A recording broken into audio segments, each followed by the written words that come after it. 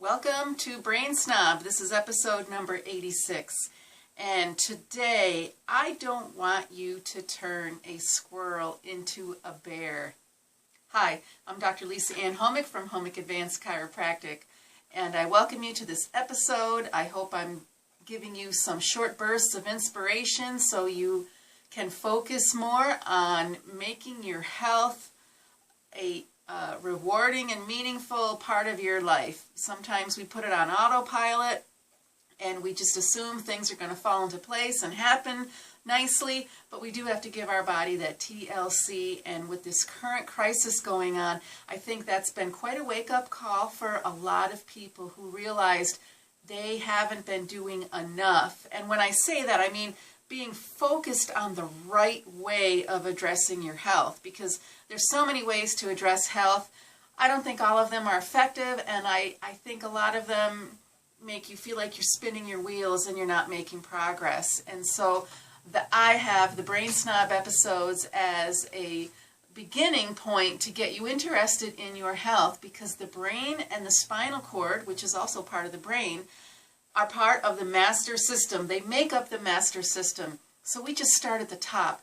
The brain makes your body and you make your life, and that's where I want you to go. That's the direction that gives you more efficiency. You can get a lot more accomplished. You can kill two birds with one stone, maybe even a whole lot of birds with one stone. I don't recommend killing. I'm here to promote life and promote vibrant living and help you have great energy, because if you understand how the brain works, you will give yourself that amazing life experience. So if you've watched other videos or you've been in my office, you know the story about the squirrel and the bear.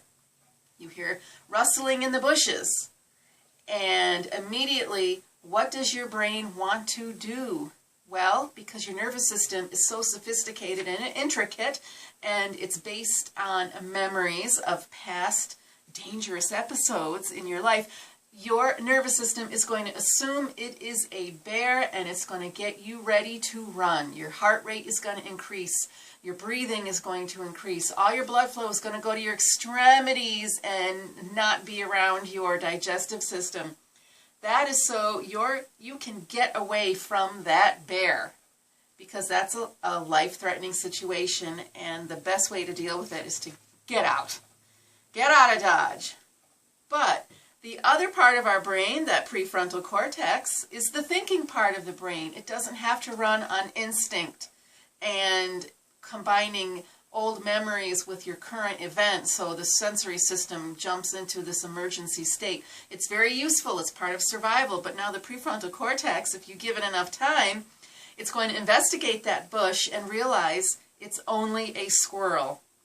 And if you think you're in danger because of a squirrel, I need to have a serious talk with you. But once you realize it's a squirrel, the heart rate quiets right down. Your breathing goes back to normal. You don't have to get out of the situation. You don't have to run. You can stay right where you are, and your body can resume normal homeostasis. The routines that are always constantly working, that keep you maintained. That's how you stay in balance. So the nervous system has to differentiate. But in our modern life, we are not differentiating very well. Our nervous system is very smart and very sophisticated. Yes, I already said that. And it will take good care of you. Unfortunately, our modern life, there's too much of ongoing stress that probably shouldn't belong in our life. It's not necessary for survival, but we keep it there for whatever reasons, and that's what I want you to understand, so you can take more control and be more empowered in how your health is working. And right now, during this health crisis, this severe infection episode that's happening for the last couple of months, now we are taking a lot of squirrels and we're turning them into bears. And that is not the safe way to take care of our immune system. We've got to stay calm. We've got to educate ourselves. We've got to get to the truth so that we only need to do what actually needs to be done.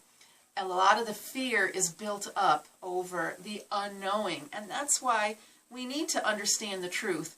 Lately, it's been hard to get to that truth. You have to use your discerning talents to realize what is important for you to know and what is not necessary. What are the not necessary things that should be taking over your life? And when we have all that fear and uncertainty and unknowing, naturally the fight or flight is going to kick in, and that's when your body thinks you have to deal with a bear. The fight or flight is always going to kick in when the nervous system perceives that. We have to tell the nervous system it's not a real danger. And you can do that. You can very much do that. You can also do a lot with your normal everyday routines to help maintain a calmer state in your body. And so I want people to understand, when I say stress, when I'm talking about stress, there are proper ways to look at it. So I made a mnemonic.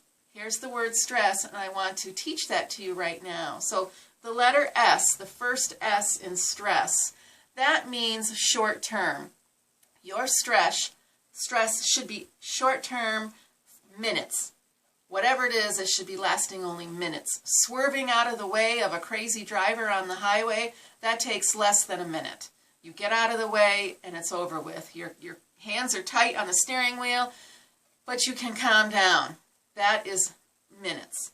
But we have a lot of stress that lasts for days, months, years. Now we're in this scenario of a fearful infection that's going to get everybody.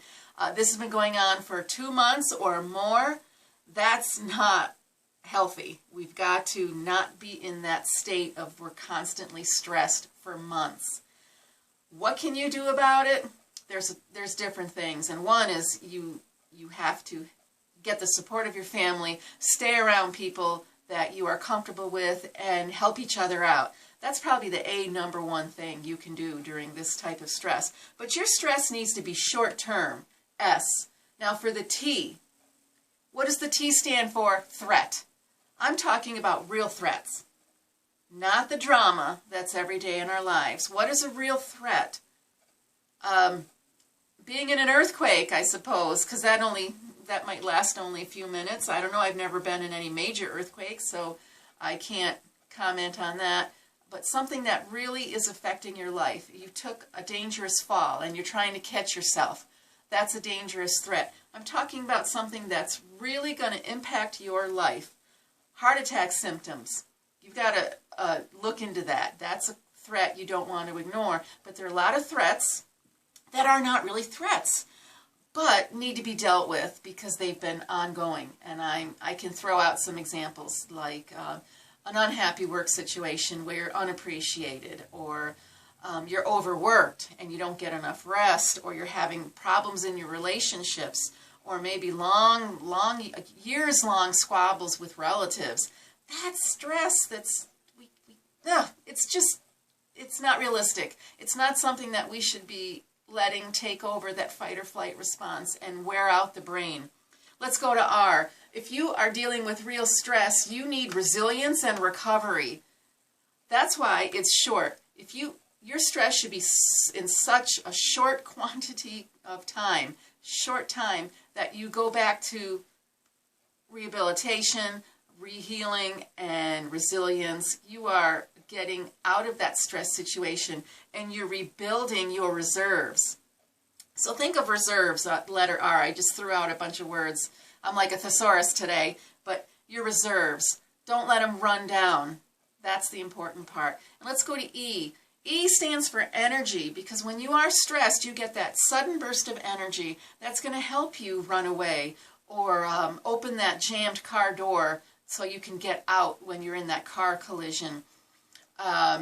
Just energy. You've got amazing burst of energy, but we don't want it to be exhaustion, because if you have stress that's long-term and it's drama and not a real threat, and you're wearing out your resilience and you have exhaustion, that's the negative end. That's where stress has taken its toll, and we don't want to get to that point. My whole agenda here is to get you to energy, good energy, the good energy that's always regenerating itself. That's always, you've got good reserves of that energy. Let's go to this other S. S, very simple, sleep. Your brain reorganizes itself during sleep. Your body rejuvenates itself during sleep. I don't joke around with this. You better be getting adequate sleep every night. Don't bankrupt your sleep cycle. Don't bankrupt it. Don't go broke. You need the sleep. And if you say, oh, I'm going to just sacrifice 1 or 2 days, I'll sleep later. Don't get into that habit, please, please. So what's this S down here? Sleep again. I cannot overemphasize that. So you've got to understand these clues about your stress so you can get a better handle of what's going on in your life. So thank you for listening to my little blurb today. I want to give you some hope, because there's always hope. I want to give you inspiration, and I want to put you in a positive direction. There are so many things you can do that's at your fingertips. In fact, I use the BFA protocol. BFA is brain first always. I call it the low-tech hands-on approach. Hands-on meaning you come into the office and you get adjusted, and low-tech meaning you can do these things yourself. There's so many things that you can do, not only to boost your chiropractic care, but to boost your brain. And I put that in the BFA protocol under 3 doorways. Move your brain, feed your brain, talk to your brain. And that's how we break it down and get into these different steps that you can incorporate into your lifestyle. I make them meaningful, I make them rewarding, so that you can be that positive ripple effect in your community. We need your full participation. You can't do that with an impaired brain. So I want to give you the opposite. I want to give you that performing brain. So look at the other videos, check out my blog, get that phone up to your ear and call me. Ask me about the BFA template for the healing journey. It is a map that helps you get going. If you're wanting to go anywhere, take a map, because, hey, you've got to have that path planned out for yourself. I'll look for you in the next video. Have a great day.